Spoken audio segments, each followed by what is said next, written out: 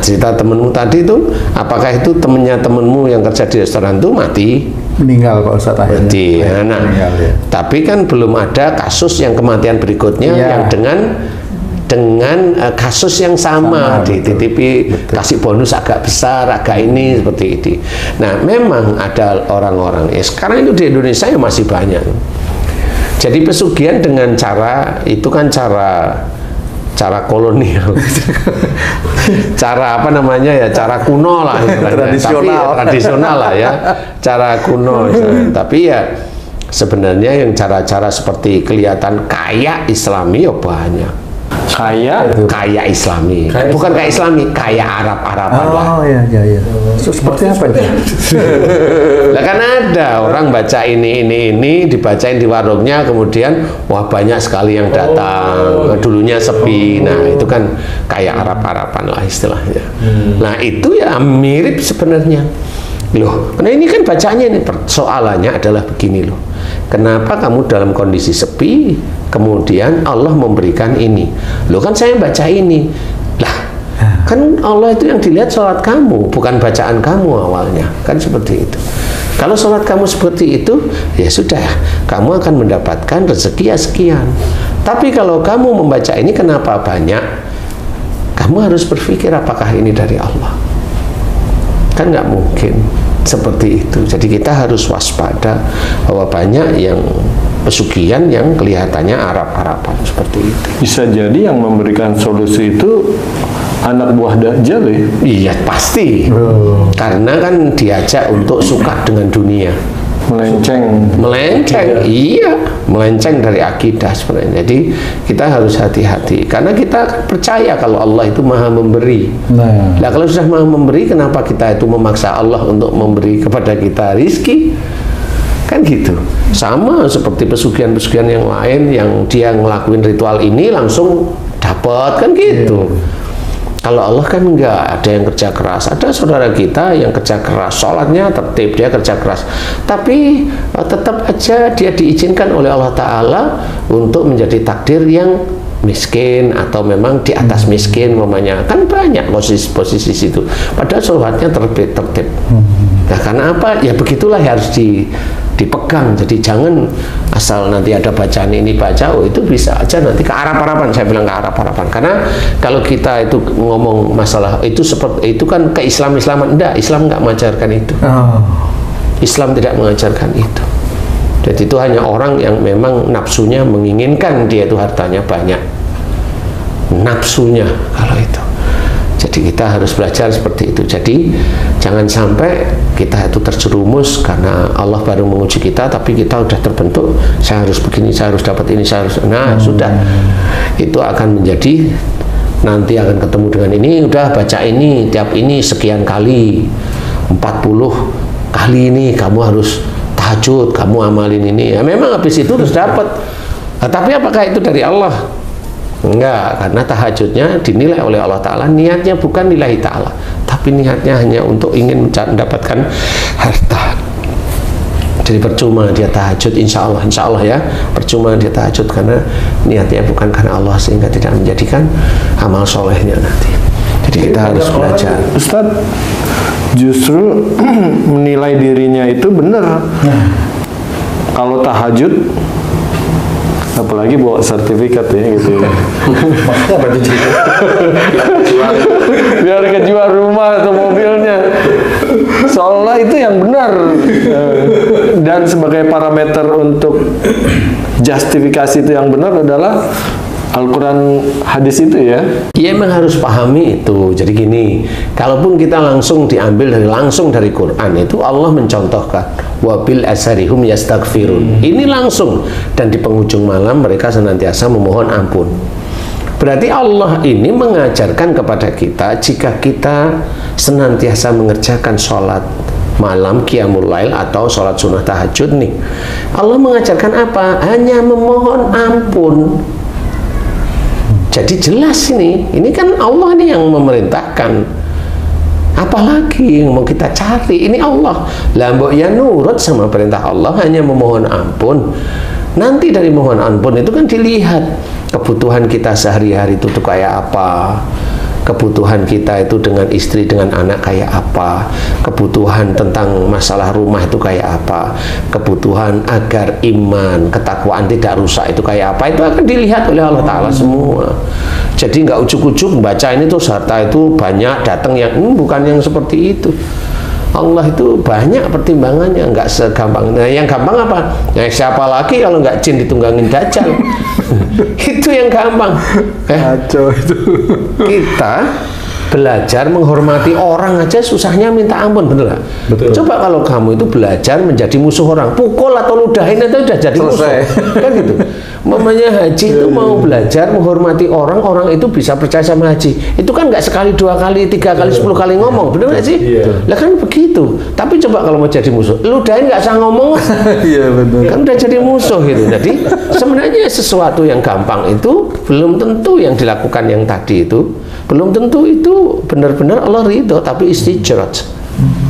Allah memang mengizinkan, sehingga mengizinkan kenapa sih? Izin-izin sama dajjal itu ngasih dia, diizinkan aja. Nah, itu kan keinginan kamu, pengen harta. Kalau mau benar-benar, kalau Allah tidak seperti itu. Allah itu akan memilih.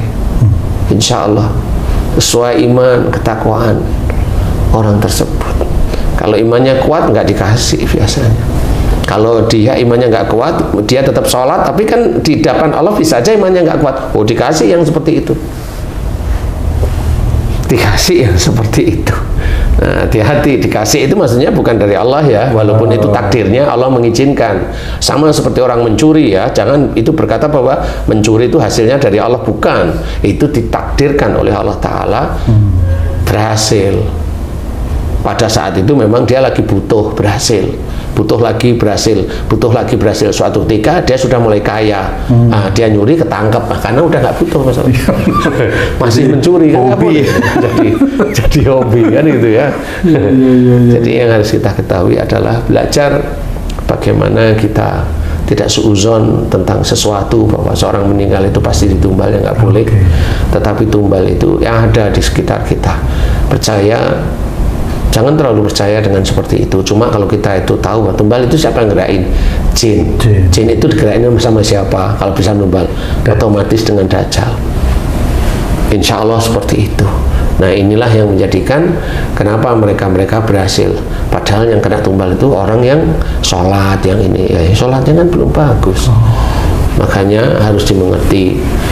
Inna sholata tanha 'anil fahsya'i wal munkar, itu harus difahami. Sesungguhnya sholat itu mencegah dari perbuatan keji dan mungkar. Nah, selama ini kalau orang sholat itu dia tidak bisa paham tentang sholatnya, dia masih gibah, dia masih suuzon, dia masih emosi, marah, dia masih pertentangan, egois, dia masih selalu tidak pernah menanggapi sesuatu itu dengan lemah lembut, dengan kekakuan, dengan kesombongan, dan nah, itu kan rusak sebenarnya sholatnya. Makanya kalau orang-orang Islam yang masih kena tumbal ya karena imannya rusak, itu aja. Jadi kalau kita ingin nggak kena, ya kan ujian nggak ngerti ya, nggak kena atau diselamatkan, ikuti perintah Allah, atiullah wa rasul. Taatlah kepada Allah dan Rasul. Taat pada Allah Ta'ala, ya udah belajar dari Quran, tanya pada guru-guru yang pintar, kemudian fahami ayat-ayat Quran, kerjakan terus menerus sehari-hari. Nah, nanti kan Allah itu insya Allah tidak menemukan kita dengan orang-orang yang menumbal, yang ditumbal dan sebagainya, nggak ketemu di arah situ. Ketemu dengan orang-orang baik. Karena apa ya, Allah tahu kalau kita itu insya Allah itu mau berusaha jadi orang baik. Kan seperti itu. Jadi ada tumbal itu sekitar kita, tapi kalau kita memang selalu didekatkan dengan orang-orang yang bertakwa pada Allah Ta'ala, itu jelas kok nanti ketemu dengan orang-orang yang rendah hati, tidak ditemukan dengan orang-orang yang senantiasa sombong. Tidak ada masalah, karena besok itu di akhirat itu nafsi-nafsi, jadi antar manusia sendiri, pribadi-pribadi masing-masing. Anak dengan orang tua itu tidak akan bisa gandengan di akhirat, itu tidak bisa. Anak dengan orang tua, dengan kakek, dengan uyutnya, dengan cucu, dengan anaknya lagi, dengan ini tidak bisa. Dia akan dihisap menurut dirinya sendiri. Jadi intinya adalah biarkan mereka dengan kehidupannya. Kita dakwah dengan tauhid, memberikan gambaran, jangan tergiur dengan harta. Kuncinya seperti itu.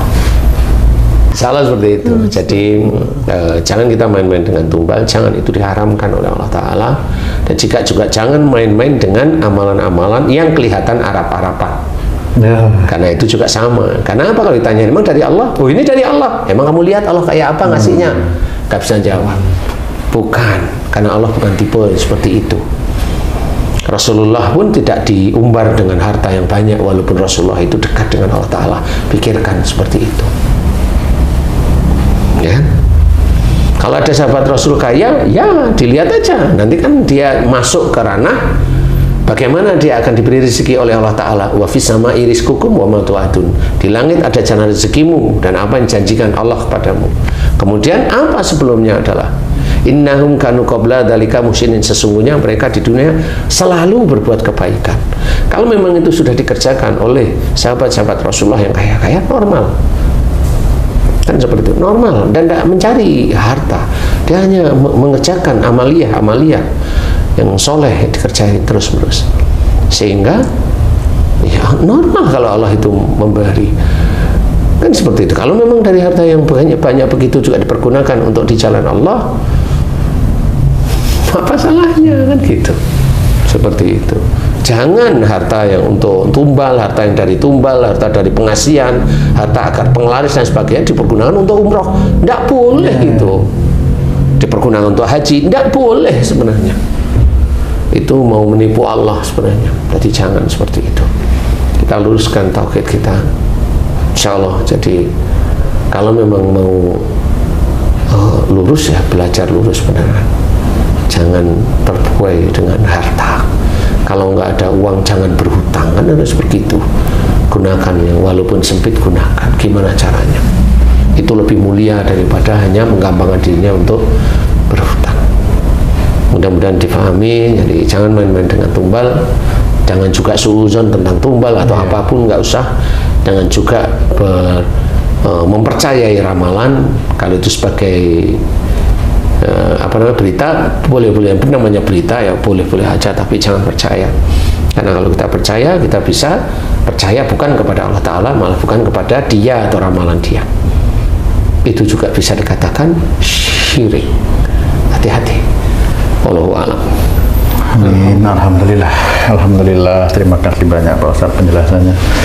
Para pemirsa dan sahabat beriman dimanapun berada, mudah-mudahan apa yang disampaikan oleh beliau, guru kita Pak Ustaz Danu, bisa meningkatkan keimanan kita dan ketakwaan kita kepada Allah Subhanahu wa Ta'ala. Amin ya rabbal alamin.